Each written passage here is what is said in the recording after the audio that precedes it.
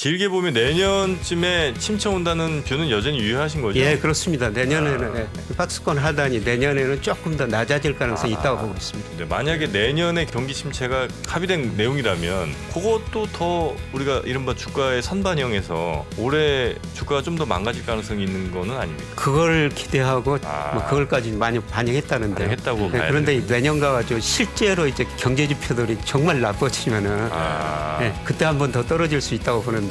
네. 저는 지금 그 2,300 수준에 최근에 떨어진 주가가 거기까지 반영했다고 보고 있습니다.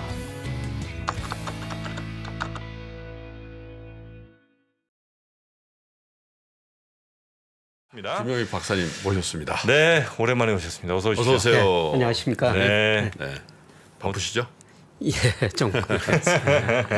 자, 오늘은 주제가 베어마켓 랠리가 가능한가? 이제 진짜 장이 크게 빠졌지 않습니까? 2,300포인트대까지 2,200포인트대 갈 뻔했었어요. 예. 그래서 이런 게 이제 베어마켓인데 여기서 규모 있는 반등이 있을 수 있는가 그런 거잖아요. 예. 일단 저평가 국면으로 들어온 건 사실입니까? 예, 사실입니다. 네. 예, 사실 작년 제가 하반기부터는 네. 제가 보는 여러 경제 변수에 비해서 가대평가됐다. 그래서 한 2,750이 적정 주가다 이런 말씀을 드렸었는데요. 네. 그런데 뭐 3,300에서 2,750은 굉장히 낮은 주가처럼 보였는데 네. 최근에 2,300까지 떨어졌는데 굉장히 높은 주가처럼 굉장히 보입니다. 높은 주가가 돼버렸거든요. 갈 수 있을까 모르겠어요. 저는 갈 수 있다고 보고 있습니다. 예. 올해 내에. 올해네. 예. 네. 예, 그래서 뭐 여러 가지 지표를 한번 좀 설명을 드려보면요. 좋습니다. 예, 제가 적정 주가를 계산할 때 뭐 거시적인 측면에서 우리나라 명목 GDP 가지고 추정을 하거든요. 예. 그래서 이 파란 선이 우리 명목 GDP로 추정한 적정 주가예요.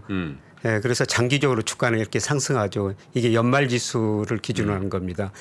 예, 그런데 2019년부터 2021년 3년 동안은 적정 주가를 넘어섰어요. 가대평가 국면이었죠. 예, 그래서 제가 가대평가됐다 이런 말씀을 드렸는데요. 최근에 그 2,300, 400까지 떨어지다 보니까 올해 적정 주가를 추정해 보니까 3,000이 좀 넘거든요. 명목 GDP 4.5%좀 보수적인 전망입니다. 올해 네. 물가가 오르니까 명목 GDP가 4.5%는 넘을 거예요. 그래서 지나치게 주가가 가소평가됐다. 이런 의미에서 이 갭을 좁히는 과정이 네. 전개될 수 있다. 이렇게 지금 보고 있고요. 네. 그 다음에 제가 뭐 추세를 그 HP 필터로 하나 통계적인 기법입니다만은 이거 장기 추세에서 지금 이탈 정도가 한 17% 정도 되거든요. 사실 저는 주식 매매할 때 이게 20% 정도 벗어나면은 주식을 팔고요. 그 다음에 밑으로 20% 근처 떨어지면은 주식을 삽니다. 예. 그래서 지금 저는 뭐 주식을 팔 때는 아니다. 뭐 이렇게 지금 보고 있고요. 네. 그 다음에 한 가지 더 제가 일평균 수출 금액 가지고 주가를 계속 예상하는데 작년 4월에 이게 한 40% 정도 가대평가됐었거든요. 그런데 일평균 수출은 그동안 증가하고 주가는 떨어지다 보니까 최근 보니까 한 16% 정도 가소평가 영역에 들었었어요. 네. 그래서 제가 이런 거 세 가지 지표를 보고 작년에는 가대평가됐기 때문에 주가가 조정을 보일 수 있습니다. 이런 말씀을 말씀 많이 드렸는데 하셨고요. 예. 그런데 지금은 제가 보는 모든 거 주가를 전망할 때 보는 모든 경제 지표에 비해서 주가가 가소평가 영역에 들었었거든요. 됐다. 일평균 수출 많이 보시잖아요. 예. 일평균 수출 가지고 주가를 많이 보는데요. 그런데 5월 달에 일평균 수출이 26억 8천만 달러로 상당히 높았거든요. 근데 제가 지난번에 나와서 6, 7월 달에는 이게 좀 감소할 것이다. 6, 7월 달에는 그렇죠. 주식시장이 별로 안 좋을 것이다. 물론 제가 예상한 것보다 주가가 훨씬 밑으로 떨어졌습니다. 그런데 제가 예상해 보면은 8, 9월 달에는 6, 7월보다 조금 높은 수준이거든요. 그래서 아마 저는 3분기 중후반에는 이런 가소평가됐고 그다음에 몇 가지가 경제 지표들이 개선되면서 주가가 뭐 적정 수준 한 2,750 정도까지는 오를 수 있다. 뭐 이렇게 지금 내다보고 있습니다. 근데 원래 이제 가야 될 뭐 적정 주가라는 게 이제 있고요. 그 위아래로 이제 늘 주가는 왔다 갔다 하지 않습니까? 예, 그렇습니다. 근데 얼마나 이제 왔다가 얼마나 갔다 하느냐가 이제 약간 걱정인데 제가 이제 방금 말씀해 주신 수출 그래프랑 이제 비교해 주신 걸 보니까 제 생각이 맞는지 모르겠는데 그 적정선보다 많이 그러니까 적게 올라가면 적게 빠졌던 것 같고 많이 올라갔을 때는 그 다음에 좀 많이 빠진 것 같은 느낌이 좀 있어요. 예, 맞습니다. 그러면 지금 빠져야 될 때 좀 더 빠져야 되는 거 아닌가 하는 생각이 좀 들긴 하거든요. 예, 그럴 수 있습니다. 예, 사실 제가 늘 말씀드린 거는 네. 자산 가격은 연착륙이 없다. 항상 오를 네. 때는 펀더멘탈을 가대평가하고 네. 예, 가소평가하거든요. 예, 대표적인 경우로 2007년 이 무렵에 네. 코스피가 일평균 수출에 비해서 30% 이상 가대평가됐어요. 네. 이때 주식형 펀드 캠페인이 있었고요. 은행들이 주식형 펀드 캠페인에 아주 144조를 모아주니까 자산운용사를 주식 사면서 가대평가됐거든요. 네. 그런데 2008년 글로벌 금융위기가 오면서 적정 수준에 비해서 거의 35% 정도 가소평가돼 버렸습니다. 예. 지금 과연 금융위기가 오느냐? 2008년 같은 금융위기가 오느냐? 예, 그거는 저 내년에는 좀 한번 생각해 볼 문제입니다만은 적어도 올 하반기에는 네네네. 그 정도 충격은 안 올 것 같습니다. 예, 그래서 뭐 가소평가 되면은 상당히 오랫동안 가소평가 영역에 있는데요. 네. 예, 그렇더라도 이때처럼 예, 가소평가 영역은 아닐 거라 보고 있고요. 예, 그다음에 2020년 코로나 위기로 이때도 좀 밑으로 많이 떨어졌었거든요. 근데 코로나 때보다 지금 더 밑으로 2314 기준입니다만은 지수는 그때는 1,400포인트였으나 예. 일평균 수출을 감안하면 그때보다 더 저평이다. 예, 일평균 수출 금액이 그때보다 훨씬 더 많이 늘어났거든요. 그렇죠. 예, 수출이 많이 그래서 늘었죠. 이거로 보면은 지금 우리 주가가 단기적으로 지나치게 가소평가 영역에 들어섰다. 이걸 좀 해소하는 국면이 앞으로 전개돼야 될 것 같다. 그러면 뭐 반등의 조건이 뭡니까? 그러니까 뭐 매크로하게 뭐 어떠한 조건이 되면 규모 있는 반등, 이른바 베어마켓 랠리가 가능한가? 예, 첫 번째 저는 물가라고 보고 있습니다. 네. 그래서 우리 물가나 지금 미국 물가나 굉장히 많이 올랐지 않습니까? 네. 예, 그런데 이걸 보면요, 좀 미국이나 우리나라 실질 금리가 대폭 마이너스예요. 근데 실질 금리가 마이너스라는 것은 장기적으로 정상적이 아닙니다. 비정상적인 경우죠. 네. 예, 그러면 이 실질 금리가 플러스가 되려면은 예, 제가 이 실질 금리라는 것은 미국, 우리나라 10년 국제 수익률 소비자 물가 상승률을 뺀 건데요. 이게 마이너스 폭이 줄어들거나 정상화되려면은 금리가 오르든지 아니면 물가 상승률이 떨어져야 됩니다. 예, 그런데 금리는 저는 충분히 많이 올랐다. 우리 지금 국채 수익률 10년짜리가 한때 3.8%까지 올랐었거든요. 그런데 우리 적정 금리 추정해 보면 10년 국채 수익률 3% 정도 나와요. 우리 명목 잠재 성장률이 3% 정도 되거든요. 네. 예, 그다음에 미국은 한 4% 정도 됩니다. 미국 잠재 성장률 우리보다 더 높습니다. 그렇죠. 예. 그런데 미국 국채 수익률도 최근 그 3.47, 3.5%까지 왔으니까요. 뭐 4%보다는 좀 낮지만은 거의 적정 수준에 근접해 가고 있다는 거죠. 그러면 이 실질금리 마이너스 폭이 축소되려면은 물가 상승률이 많이 낮아져야 됩니다. 네. 네, 그래서 저는 우리나라나 미국이나 물가 상승률이 6월이 고점이었을 것이다. 네, 그래서 우리 물가 상승률 이제 7월께 굉장히 중요하죠. 네. 과연 6월보다 7월이 떨어졌을 것인가. 근데 7월 물가는 우리는 8월 초에 발표하고 미국은 8월 중순에 발표하거든요. 네. 네, 그때 보면은 6월 물가보다 7월 물가 상승률이 좀 낮아졌을 거라는 거죠. 네, 그래서 인플레이션율이 미국이나 우리나라 피크아웃 했다. 네. 네, 금융 긴축 완화 정도가 조금 뭐 굉장히 지금 센 이야기만 나오고 있는데 뭐 자이언트 스텝 뭐 계속 이런 이야기만 나오고 있는데 이게 물가 상승률이 둔화된 걸 치료를 하긴 한다면은 네. 그 정도가 좀 약화되리라고 보고 근데 이제 있습니다. 저 한 네. 달 전쯤에 사실 그 5월 달에 그 CPI에 대한 전망을 우리 시장 전체가 다 틀려버렸어요. 예, 그렇습니다. 예, 더 높아질 줄은 꿈에도 상상 못했고 그때도 사실 CPI 등 이 물가 지수의 피크아웃을 박사님도 말씀하셨단 말이에요. 예. 근데 이제 6월 걸 기다리고 있는 상황이잖아요. 예, 지금 예. 현재 예. 이게 만약에 딱 내려간다 하더라도 8.6이 나왔는데 8.5 예. 혹은 8.4 이렇게 내려가는 것도 의미 있습니까? 아니면 쭉 내려가야 됩니까? 좀 쭉 내려가면 좋지만은요. 예. 예, 저는 뭐 8.6보다 한 제가 예상하면은 예. 뭐 8.2% 정도 그거 나오거든요. 쭉 내려가는 거죠. 예. 예. 뭐 그 정도 나오면 뭐 괜찮다고 보고 있고요. 예. 예, 그런데 제가 보는 거는 예, 미국 물가가 떨어질 거로 아니 상승률이 낮아질 거로 보는 거는 유가의 영향이 크거든요. 네. 그런데 저는 국제 유가가 배럴당 WTI 기준으로 얼마 전에 120달러를 넘었어요. 예. 지금 뭐 110달러 안팎에서 움직이고 그렇죠. 있는데 105달러 정도죠. 120달러가 고점이었다고 보고 있거든요.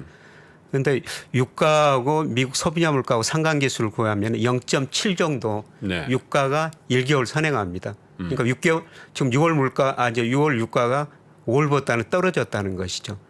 그러면은 그게 7월 소비자 물가에 반영될 거라는 겁니다. 7월에. 예. 6월 지금 국제 유가가 좀 떨어지고 있으니까. 네. 그리고 수요 측면에서는 지금 미국 1사분기 경제성이 마이너스였고요. 그다음에 애틀란타 연준에서 그 분기별로 그 전망을 하는데 뭐 분기가 가까울수록 계속 수정해 가는데 네. 지금 오늘 아침에 보고 오니까 2분기 경제 성장률이 0.2%밖에 안 되거든요. 사실 1분기 마이너스 성장했으면 기저효과로 미국은 그렇죠. 연율로 계산하니까 연율로. 굉장히 전분기 높게 대비. 나와야 네. 돼요. 네. 근데 0.2%라는 거는 미국 소비가 상당히 부진해질 거라는 겁니다. 네. 수요가 위축되니까 네. 뭐 경제학 교과에서 말씀드리면 이 총수요 곡선이 지금 좌측으로 이동하는 과정이죠. 예. 네네네. 그래서 유가가 떨어지고 공급 측면에서 그다음에 소비가 위축되면서 물가 상승률이 둔화될 거라는 겁니다. 네. 우리나라가 좀 문제인데요. 뭐 지금 기재부 장관이 며칠 전에 한 방송에 나와가지고 6월에서 8월까지는 물가가 6%도 넘을 것이다. 이런 거 발언을 지금 뭐 오늘 뭐 공공요금 올리니까요. 예. 진짜. 그런데 우리 물가도 뭐 제가 계산하면 거의 비슷한 이유로 6월이 고점이 나오거든요. 6월에는 상당히 높게 나올 것 같습니다. 우리가 지금 5월에 5.4%, 6월에는 6%를 좀 넘을 것 같아요. 아. 그런데 7, 8월로 가면서 물가 상승률이 6월보다는 좀 낮아질 거라고 보고 있습니다. 네. 그래서 아마 8월 초에 가면은 우리나 미국이나 물가 상승률이 6월을 고점으로 상승률 측면에서는 피크아웃했다. 네. 뭐 이런 진단들이 나오리라고 보고 있습니다. 네. 몇몇 분들이 이 자료의 근거가 뭐냐고 자꾸 이제 물어보시는데 사실 뭐 별거 뭐 특별한 게 아니고 명목 GDP랑 이제 주가를 비교하신 그래프가 하나 있었었고요. 예. 그죠? 그리고 이제 예. 장기 추세선 그래서 그보다 얼마나 더 위로 아래로 갔느냐 요거 이제 비교해 주신 게 하나 있었고 예. 그다음에 일평균 수출액과 코스피를 비교하신 거니까 사실 뭐 막 여러 개 변수나 뭐 이런 것들 많이 넣은 이런 여러분들도 할 수 있어요. 네. 이거 간단한 겁니다. 그렇습니다. 네. 그래서 뭐 그냥 해기식을 추정한 거거든요. 네네네. 그래서 주가 코스피를 설명 변수로 하고요. 네네. GDP나 일평균 수출 금액을 근데 네. 여기서 제가 한 가지 좀 여쭤보고 싶은 거는 네. 뭐 계절적으로 어떤지 모르겠고 또 이제 전년 동월 대비일 테니까 일평균 수출이 사실 6, 7월에 감소하고 8월에서 10월 달까지 증가한다 그러잖아요. 그러면 이제 인플레이션이라는 측면에서 우리 수출 금액이 굉장히 좌우하는 게 유가거든요. 예. 석유라든지 화학 제품 같은 것 다 이거에 연동해서 예.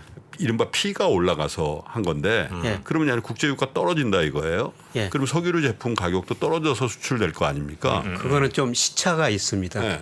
바로 유가가 떨어진다고요. 그 다음 달 뭐 단가가 그러니까 떨어지는 거 제가 아니에요? 말씀드린 게 8월에서 10월 사이라고 하는 예, 예. 게 수출 금액 기준으로 증가할 거냐 이런 거죠.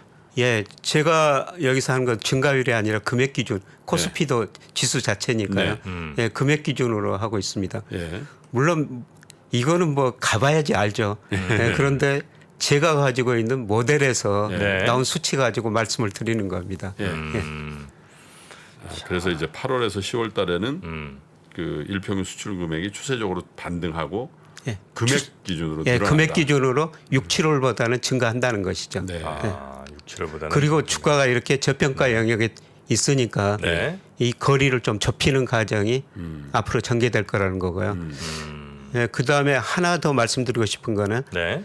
지금 물가하고 일평균 수출 금액 말씀드렸습니다만은 저는 최근에 환율이 뭐 1,300원 일시적으로 넘었지 않습니까? 네네네.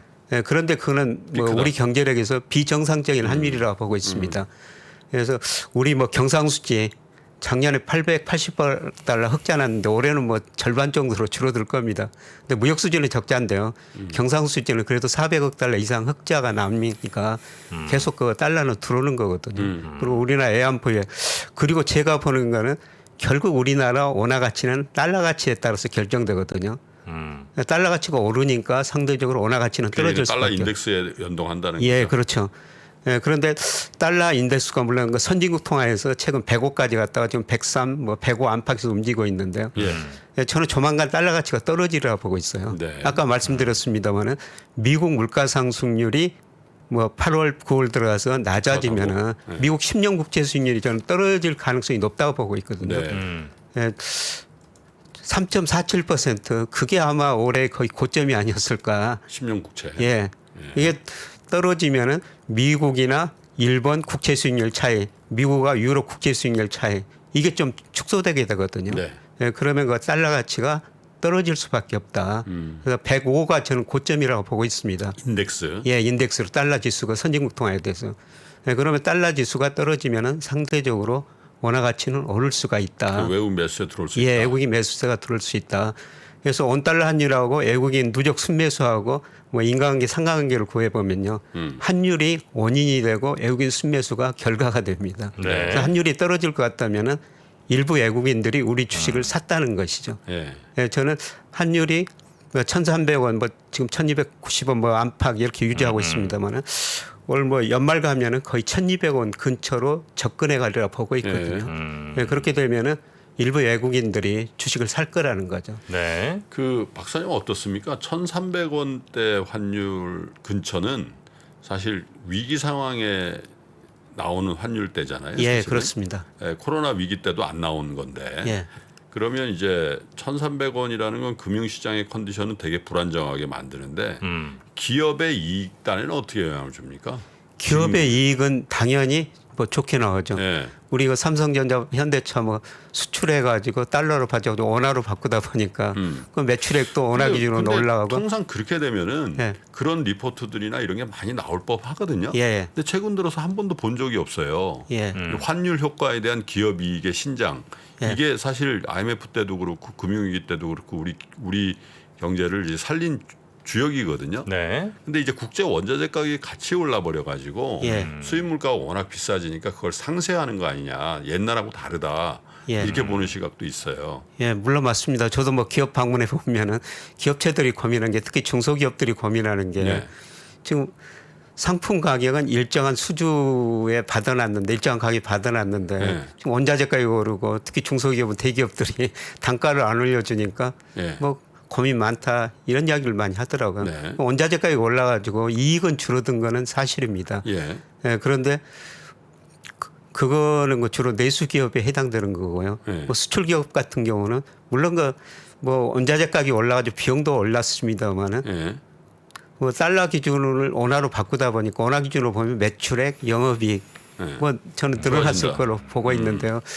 예, 그런데 아까 그 제가 박경창 부장님 네. 그 애널리스트를 목표 주가 대부분 그 우리나라 시가총액 50이 예, 거의 다 50% 괴리율. 예, 계리율이 이렇게 나타났더라. 예, 그런 말씀을 좀 하시는데요. 뭐 저도 뭐 저평가됐다고 보고 있습니다. 근데 저도 그 증권사 리서치센터장을 센터장 해왔습니다. 제일 오래 하셨잖아요. 예. 근데 애널리스트를 후행하기는 후행을 해요. 예. 그러니까 제가 실제로 리서치센터장 할 때 저희 애널리스트들이 예. 목표 주가를 계속 설정하잖아요. 예. 아까 목표 주가가 의미가 없다 그러는 뭐 다른 의미로 받아들였는데 그런 말씀하셨습니다. 너무 벌어지니까. 네, 그런데 실제 주가에 한 1개월 정도 후행을 합니다. 예. 제가 있었을 때는요. 예. 그래서 주가가 떨어지면은 낮추고. 목표 주가 낮추고 올라가면은 후행해서 근데 올리고. 보니까 이 목표 주가와의 괴리율은 상승장에서는 예. 애널리스트 대부분 좀 잘 맞추는 것 같아요. 예. 하락장에서는 잘 못 맞추더라. 예. 그게 통계적으로 그렇더라고요. 예. 이 애널리스트의 그 사실은 그러면 안 되거든요. 올라갈 때나 떨어질 때나 사실은 그 적중률이라는 측면에서 예. 너무 차이가 나면 안 되는데 상승장에서는 적중률이 높은데 하락장에서 적중률이 턱없이 낮다 이거죠. 예. 그러면 그런 구조적인 문제가 좀 있죠. 예, 그런 구조적인 문제가 있고요. 예, 사실 뭐 나쁠 때는 지금 IMF나 뭐 모든 기관이 경제 성장을 거시경제 다 낮추고 있지 않습니까? 그래서 IMF가 작년 10월, 올 그렇죠. 1월, 4월 지금 7월 달 곧 데이터를 발표하는데요. 예. 이 발표할 때마다 세계 경제 성장을 계속 낮추고 있습니다. 그러니까 낮출 때는 가감이 못 낮춰요. 그러니까요. 예. 예. 마찬가지 애널리스트 뭐 특히 개별 기업에 대해서 예, 더 개별 그런 것 기업에서 같더라고요. 또 특히 그렇죠. 예. 그래서 하락장에서는 뭐 소장님이 말씀하시는 것처럼 네. 예, 그런 차이는 좀 있다. 네. 뭐 저도 이런 말씀 드리고 싶습니다. 자 그러면 자 이제 구체적으로 이제 박사님이 생각하는 어떤 시황관에 대한 거 연말까지 어떤 뷰 환율이라든지 금리라든지 수출이라든지 또 그걸 종합해서 나오는 주가의 향방에 대해서는 우리가 대부분 이제 됐는데 그럼 만약에 늘린다 다시 현금 보유하고 있다가 늘린다 그럼 어디를 사야 될 것 같습니까?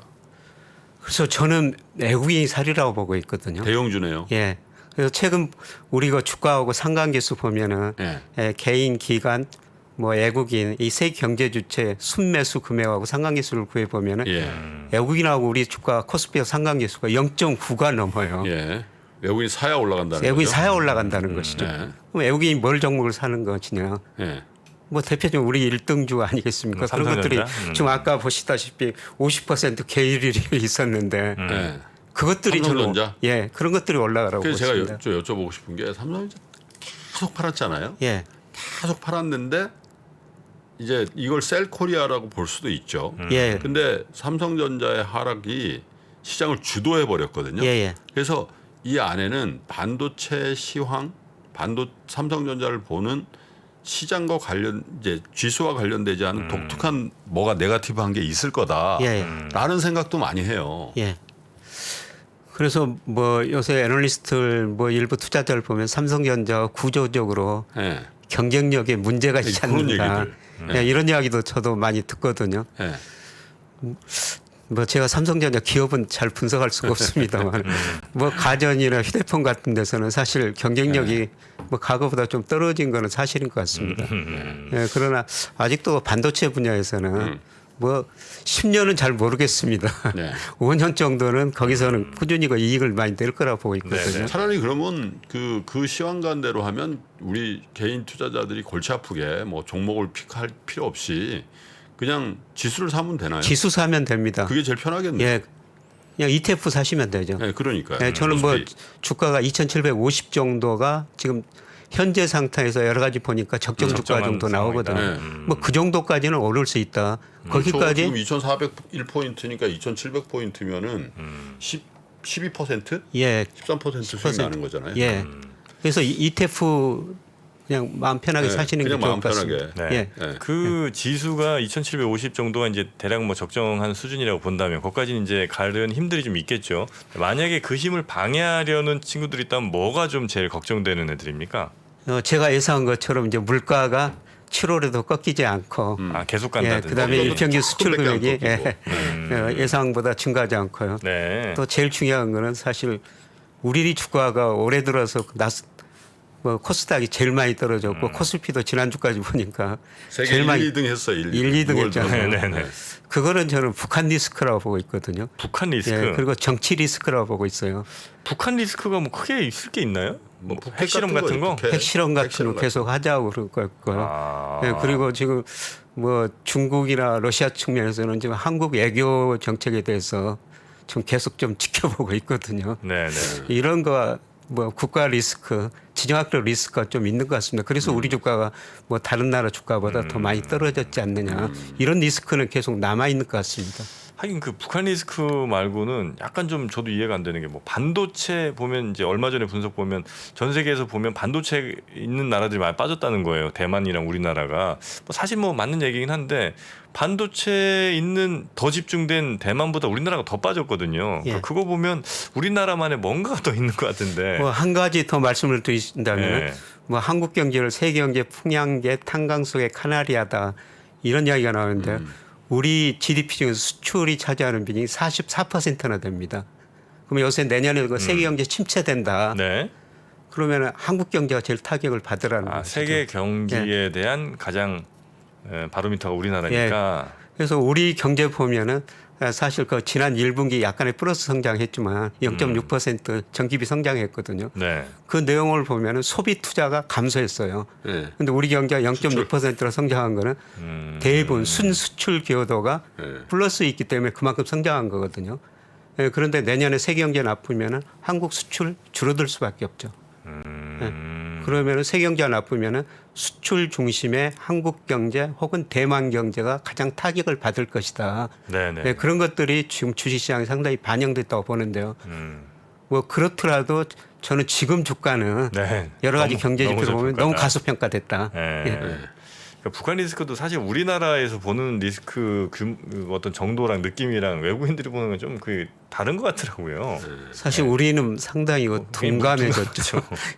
근데 외국인들은 여전히 뭐 약간 좀 전쟁 중인 것 같은 느낌으로. 우리는 그걸 사는 기회로 하죠. 학습 효과가 있어서. 쌌어 이제 사자 뭐 이렇게. 바로 사자. 뭐 옛날 뭐 그런 리스크가 있으면 뭐 하루 이틀 떨어졌다 금방 회복했으니까요. 예. 그러니까 그래서 아마 조금 더 그 느낌이 그래서 아마 외국인들이 더 안 들어오고 외국인들과 매우 밀접한 매우 가장 붙어 있는 우리나라 주가도 더 못 갔던 이유가 그런 게 좀 있는 것 같다는 생각도 그럼 들기도 하고요. 지금은 그 장기 채권은 어떻게 보세요? 채권을 사야 될 때입니까? 예, 저는 뭐 채권 사야 될 때로 계속 지난번에 말씀을 나와서 하셨잖아요. 말씀드렸습니다만 10년 국제 수익이 3.7%가 거의 정체 상태인데요. 네. 우리 예, 국채. 예. 이게 저는 고점 무렵이라고 보고 있거든요. 하반기로 갈수록 내년 물가 상승률 둔화된다, 경제 성장률 낮아진다 이런 기대가 10년 국채 근데 수익률에 중앙은행의 기준금리 인상의 스케줄은 아직 남아 있잖아요. 그래서 손이 잘 안 나가더라고요. 예. 근데 기준금리는 좀 국채 수익률에 후행을 하거든요. 예. 제가 뭐 이미 반영됐다 예. 시세금리에. 예. 이미 우리 뭐 금리 뭐 0.5% 정도 올릴 거라는 거를 저는 지금 10년 수익률 3.7%에 다 반영이 됐다고 보고 있습니다. 지금 네, 3.7%라고 말씀드리는 건 우리나라 국채. 예, 우리나라 10년 국채입니다. 미국 국채는 3.12. 3.2 정도 되고요. 하고 예, 예, 있으니까요. 예. 그래서 만약에 그 채권을 사는 게 불편하신 분들은 예금을 하셔야 되잖아요. 예. 근데 아침에 제가 뉴스 3시간에도 말씀드렸는데 특판 예금 같은 것들이 3%대만 나와요. 1년짜리 예, 예, 이런 것들이. 근데 은행 예금은 박사님도 아시겠지만 기준금리를 올리면 대출금리를 연동해서 올리면서 예. 따라 올라가지 않습니까? 예, 예. 차라리 기다렸다가 지금 7월 금융통화위원회에서 뭐 빅스텝 얘기도 나오는 상황이니까 조금 채권 사는 걸 연장했다가 차라리 은행에서 여수신 금리를 올릴 때 예금을 하는 게 더 낫지 않나요? 어떻게 보세요? 예금은 그 시세 차익은 없거든요. 예, 저는 채권 사면은 못 판다는 거죠. 예.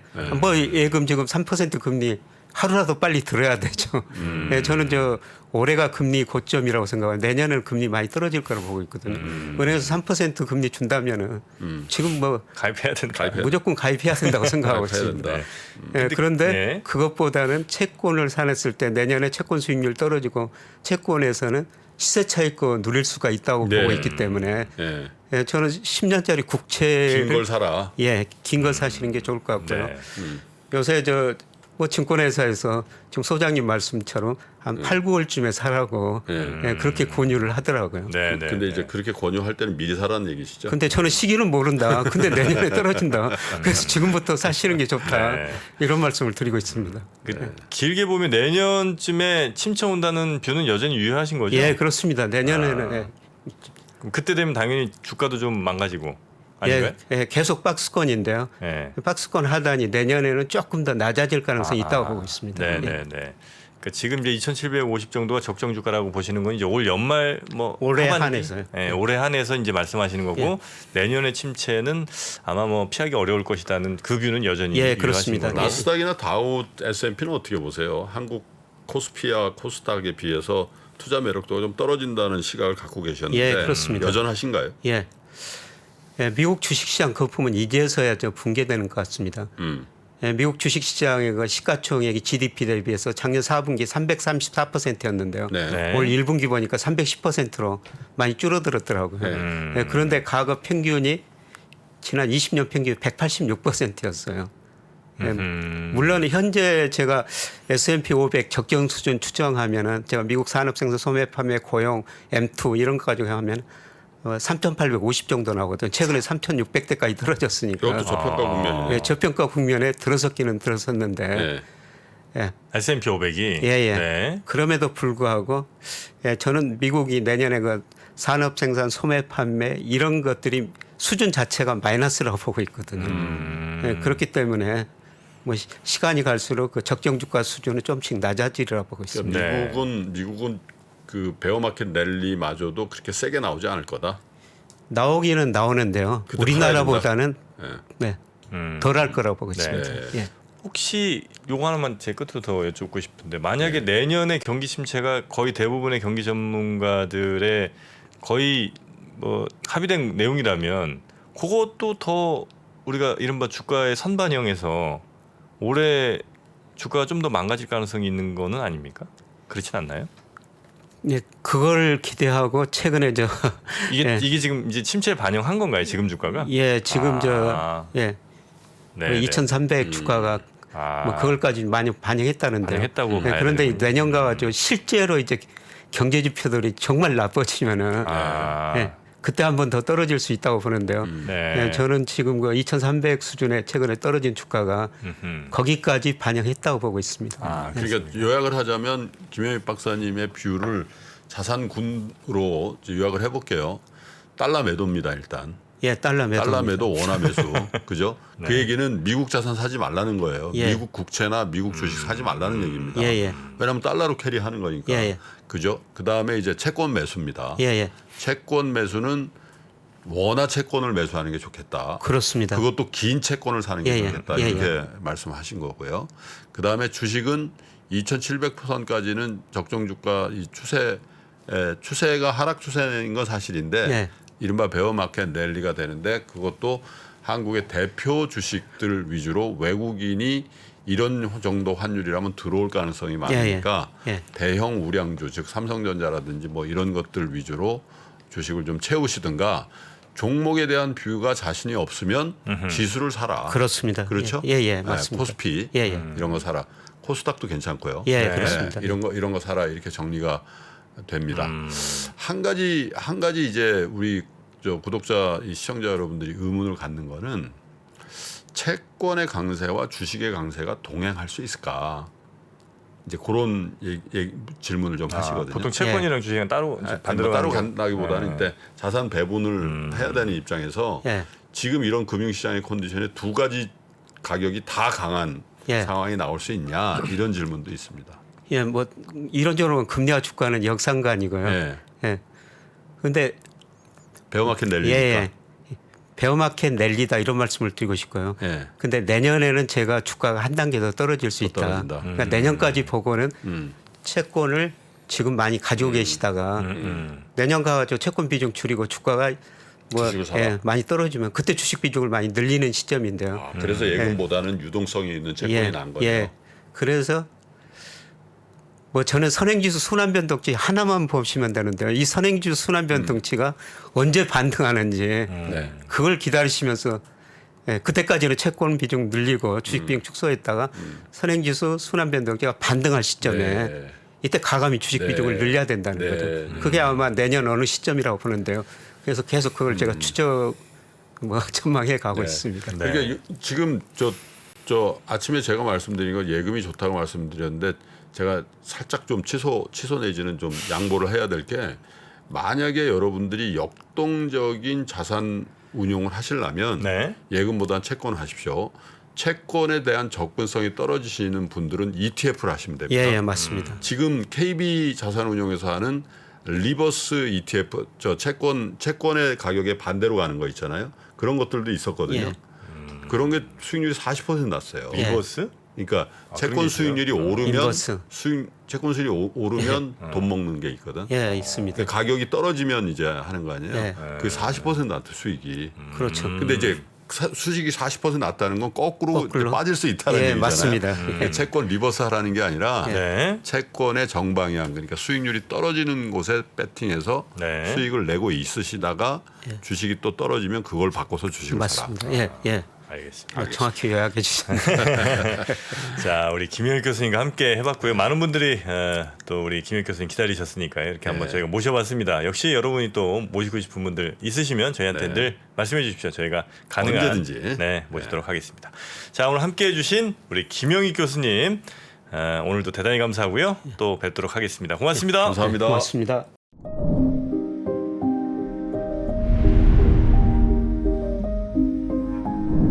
게임에서 살인은 가능한데 성폭행은 안 되는 이유는 무엇입니까?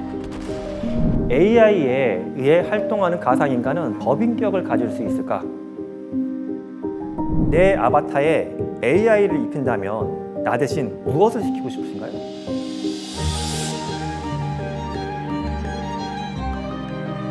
질문 자체를 만드는 걸 질문으로 드리고 싶었어요.